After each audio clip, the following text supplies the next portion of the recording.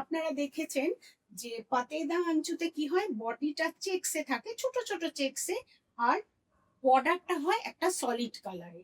ঠিক আছে, যেটা গমিতেনি সেটাই দেখবেন এরম জোয়ার বাজরার মতো। আমার কাছে গমিতেনিটা নেই বলে আমি দেখাতে পাচ্ছি না, কিন্তু আপনারা দেখবেন যে গমিতেনির বর্ডারে কি থাকে, এরম জোয়ার বাজরার মতো মোটিভ করা থাকে।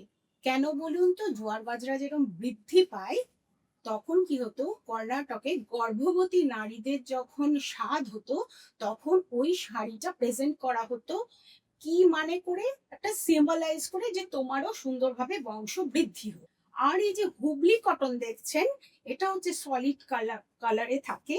আর এইটার মধ্যে দেখুন বর্ডারে কি হচ্ছে, ছোট ছোট ফ্লাওয়ার মোটিভ থাকছে।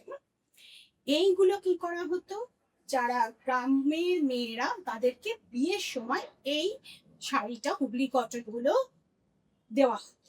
এই যে ফুলগুলো দেখছেন, ফুল একটা গ্রেস, হ্যাপিনেসের প্রতীক, তো যাতে তার ম্যারিড লাইফ খুব সুন্দর হয়, সে ভালো থাকে, সেই জন্য এইটাকে সিম্বলাইজ করে সব বিয়েতে দেওয়া হয়।